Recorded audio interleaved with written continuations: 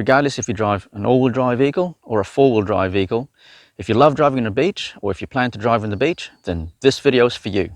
Before we start this video, there's a few new things I want to show you. First of all, how do you like my new hat? We just came back from a trip out in the outback. First time I went there, it's beautiful. Unfortunately, I wasn't able to take the Mighty X-Trail with me. I was on a working holiday with the family, so I took the work truck with me. But took some beautiful footage, went out to Birdsville, all the way to the tip of the Simpson Desert, managed to get some awesome footage of some random four-wheel drives playing around there, and spent time with family, go out camping, just living the life really. It's awesome. Second thing I want to show you, I like my new shirt. You've probably seen me in my black one. This is obviously a brown one. I just like the color. And the third thing, if you haven't noticed yet, check that out. Soon we're going to have the Facebook, Instagram, and YouTube logo up there as well.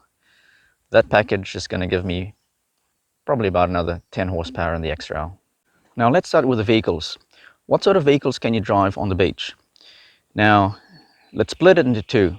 You got your all-wheel drives and you got your four-wheel drives. Now people refer to four-wheel drive vehicles as a vehicle that's got further reduction gears in the center differential before it splits the power into either the front or the rear or both.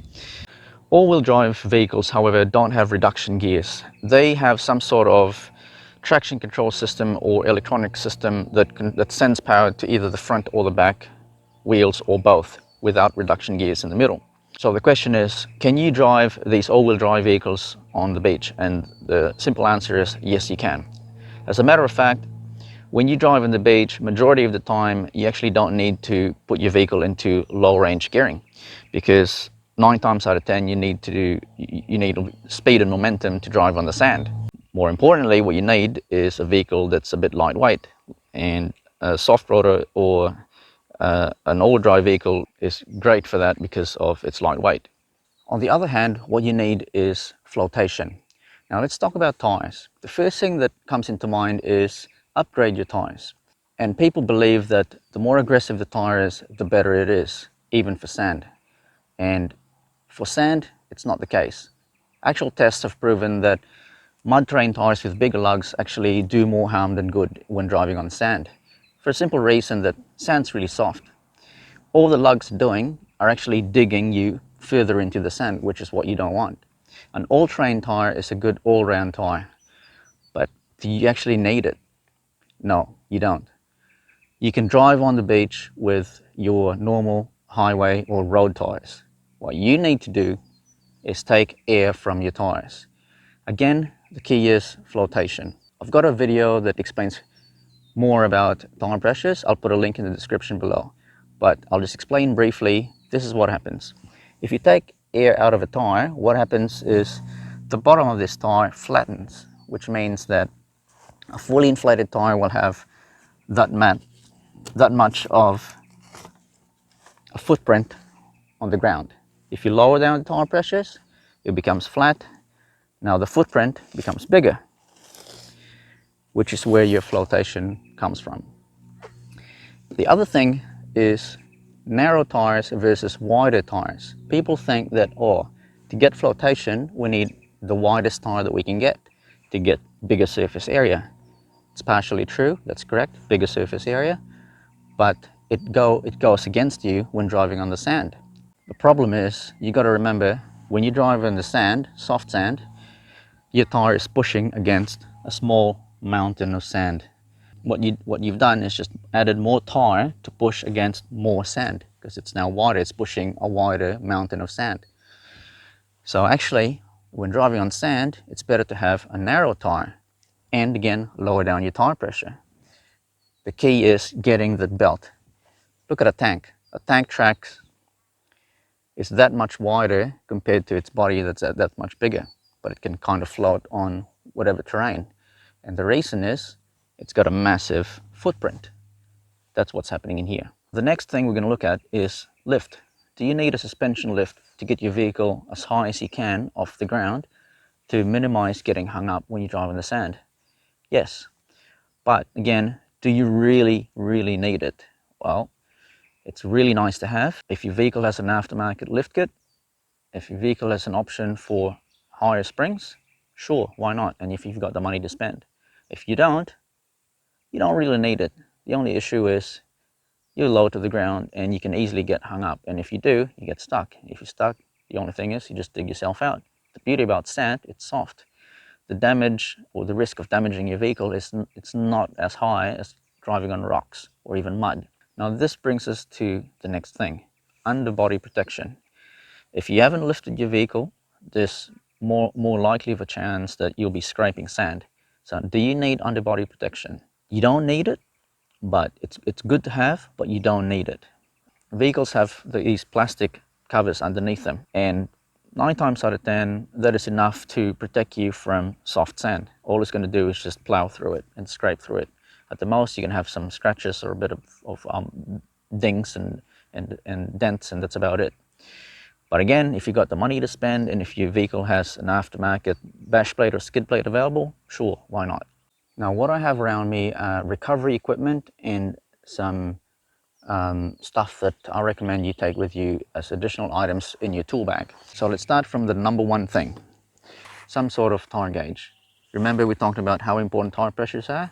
Obviously you need a tire gauge to check the pressure. Now, I know what you're gonna ask, how much pressure? There's no answer to that, okay? Different tires and different vehicles perform differently, but as a general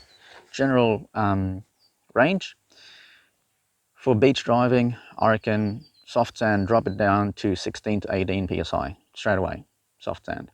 If it's firm sand, so for example the sand is wet, then you can probably go 18 to 20 if it's really firm, and then you work your way down, okay? And experience will give you that sweet spot of your vehicle, of how it performs on the sand, and you'll figure it out.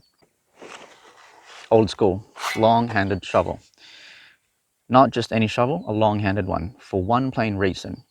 When you get bogged, you're going to get bogged to the belly, and you need a long-handed shovel to get way underneath in the middle of the vehicle to clear all that sand. It's the main reason for it, nothing else. The other thing, the next thing, are traction boards. They're a great way to get you out of a bog. They work fantastic. Now, how many do you need? 4 is what you need. Let me explain this. An open differential works in a way wherein it will send power to the wheel of least resistance. So if you get bogged, get a left and a right wheel, and say this wheel is spinning, least resistance. You put a traction board in there, okay? Let's just say you got 2 traction boards, all right?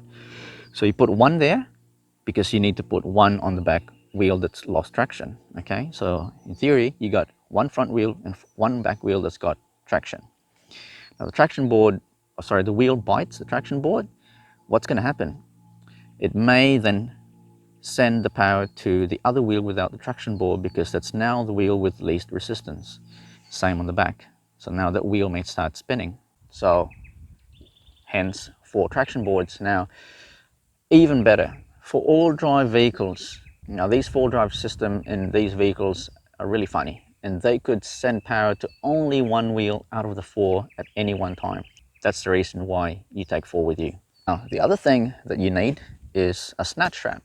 Snatch traps are really great when you've got another vehicle to get you out of the bog. There's only one thing I'm going to say about this. I've got a video, I'll put a link in the description again, but briefly, don't pick up just any sort of snatch trap. For the snatch trap to be not just effective, but safe, it needs to be matched to the weight of your vehicle. Basically, the rating of the snatch trap needs to be 2.5 times the GVM, or the gross vehicle mass of your vehicle, your fully laden vehicle, not just the actual weight of it. So for example, if your vehicle has a GVM of say 2 tons, then you need a snatch trap that is 5,000 kgs or 5 tons. Do you get what I mean? Be extra careful, whatever you do, put weight on the strap, so when it does break, it stays on the ground. Keep people way away of it, of the whole area as well when using it. Oh, and the other one too, I almost forgot, is your jack. You obviously have a jack in your vehicle, but your jack is useless when using it on the sand, because it's just going to dig itself in as you jack it up. So get yourself some sort of platform or had like a piece of wood or something. Take it with you. Now this is a high lift jack base, and it's designed for that purpose, so the high lift jack doesn't sink into the mud or the sand when you start jacking up your vehicle. So this one I picked up for $5 from not a four-wheel drive shop, but an op shop. Now right after driving on the sand, obviously pump up your tires again. Now this is where you have your air compressor to pump up your tires again to highway pressures. Enough of that, let's move on to these guys here. So these items are additional items that I recommend you take with you when you drive on the beach. So number one on this list is going to be a decent tire repair kit. Not necessarily for the reason that you're going to get a puncture when driving in the sand.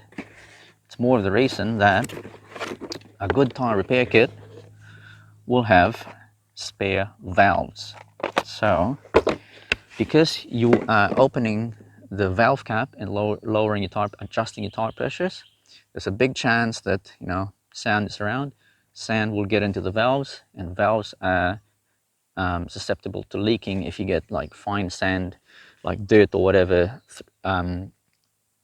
into the actual valve. The other thing that you need to take with you, apart from spare valves for your tires, spare valve caps. You know, those black, you know, the valve caps, the caps, because obviously they're tiny and you can easily lose it in the sand when you take it out. So simple reason.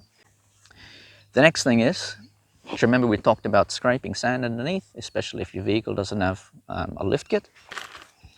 Your tried and tested duct tape, tried and tested cable ties, and these are basically to reattach those plastic guides underneath your vehicle. Now the other thing is fencing wire.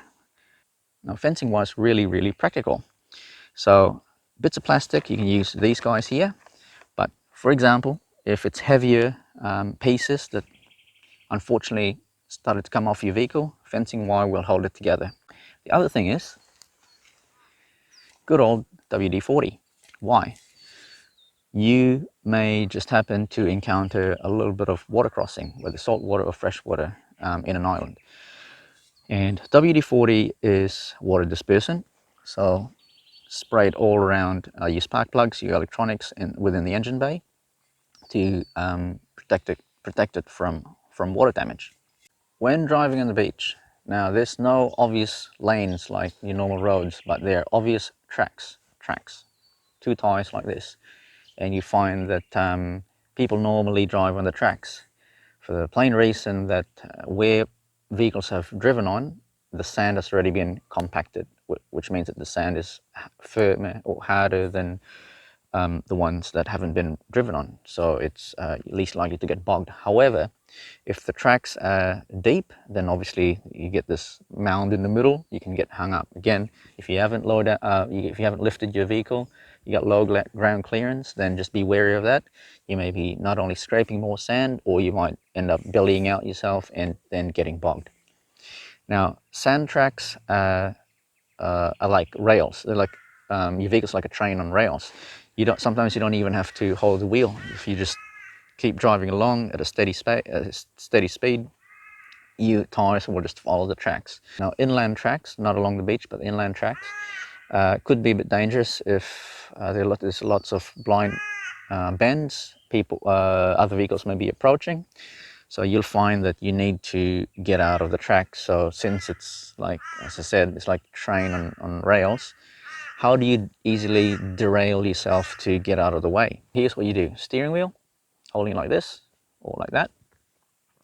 When you need to get out, if you need to get out to this side, what you do is really quickly steer the wheel halfway like this from top, just to give you an idea of how much you need to turn it. So if that's the top of the wheel, from here all the way to here, all right? And then just quickly jerk it like this, all right? If you're holding it sideways, quickly jerk it like this and then back. Jerk it and then back. You'll find that you'll quickly derail. Like the vehicle will derail, the tires will derail itself from the tracks. It will go up and kind of slice through the sand, slice through the side and get you up. If it doesn't work first time, do it second time, do it third time, quickly, like this, okay? And then you'll be up. Just keep practicing and you'll figure it out. Now, the next thing is braking, slowing down and stopping. Most especially if you're driving on a big area which is just soft sand all the way through. So what if you need to stop for whatever reason? You need to stop. Minimize using the brakes unless it's an emergency. So what you do is just let your vehicle coast. So just let off the gas and just leave it, and you'll find that you will just stop pretty quickly. Actually, you'll just roll into a stop.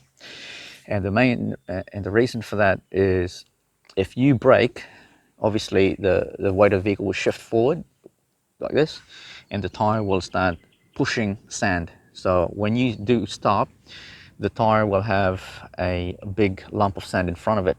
When come the time you need to take off again, you need to be pushing that soft sand before you can get going again. So there's a possibility that you may get bogged right where you stopped. Now, the last thing I want to talk about in this video is how to prepare your vehicle before driving out of the beach and what to do right after. Driving on the beach, salt water everywhere, you need to do as much as you can to kind of rust-proof your vehicle. There's no way that you can 100% rust-proof a vehicle. That's just the way it is. The easiest and most common way to do it is to use these fish oil sprays. They don't smell that great, but they do, you know, they get the job done. They're not going to 100% waterproof, rust-proof your vehicle, but again, you got to do it. Just you do as much as you can. I've got another video. I'll put a link in the description again, how to prepare your vehicle for beach driving. It's right there. You can use WD-40 for that purpose as well, by the way, and you can use a good product called Inox 3 or Nanotech. Those are good products as well. They don't have the smell. Now, right after driving on the sand, the first thing you do is drive to the nearest wash bay or car wash and do like a freshwater wash of the whole entire vehicle, especially underneath. Wash out all that salt water. It doesn't have, you don't have to spend hours doing it. Just wash out what you can, especially if your vehicle has got a chassis, not like this one, like a ladder chassis. Shove water up, right, spray water right up against the holes, just flush it all out. As soon as you get home, then do a proper wash. So there you have it, guys. To me, this is the really basic stuff that you need to know and need to have when driving on the beach. Get out there, guys. Enjoy yourselves, stay safe, and I'll see you in the next video.